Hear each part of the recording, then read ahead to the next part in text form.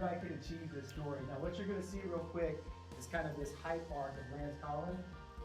And like I said, Lance Collins was, just a huge innovator of his time. He really impacted Southern California surf culture, as you'll see here. He mentored people like Bob Hurley, he created Hurley International, and Danny Kwok, who co-founded Quicksilver USA, Volcom, and Roxy. So this guy was kind of the behind the scenes person who was like a true unsung hero to all these prolific characters.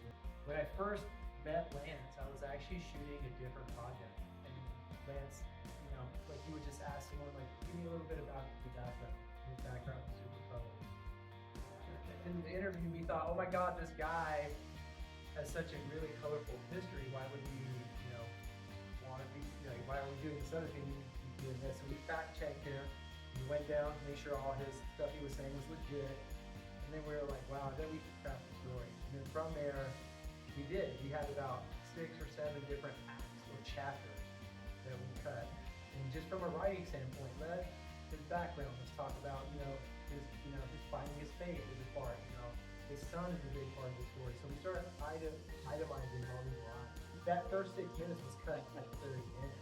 How crazy is that? We wanted to always do kind of like an intro hype piece.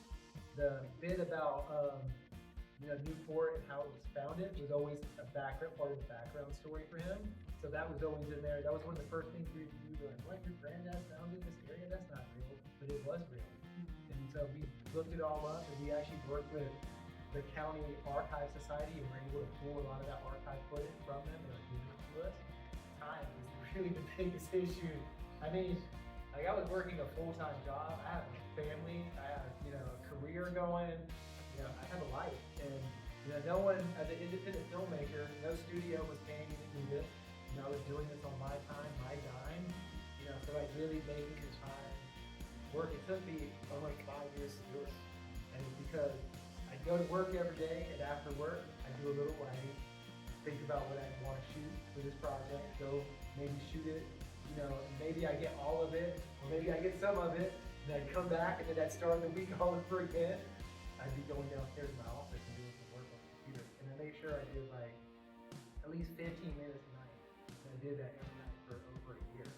I'm talking about Monday through Sunday, I was diligent. So like finding the time to make it work is really important because, again, no one was paying me to do this. This was all on my dime.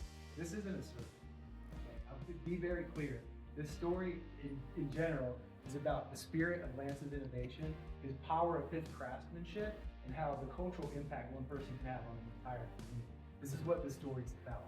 Surfing is just the backdrop of this story. The real story is Lance's A story, which is him. It's his human life. And that's one part that you can pull from.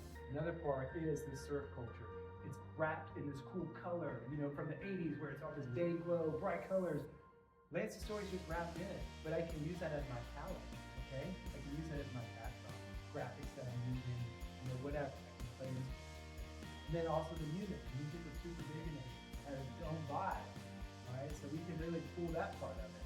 And then, you mentioned like the magazine. I think a lot of, I don't know how much you guys use magazines anymore or have them on cameras, I just don't know. But in the 80s, that was super big. It was part of the culture, comic books, magazines.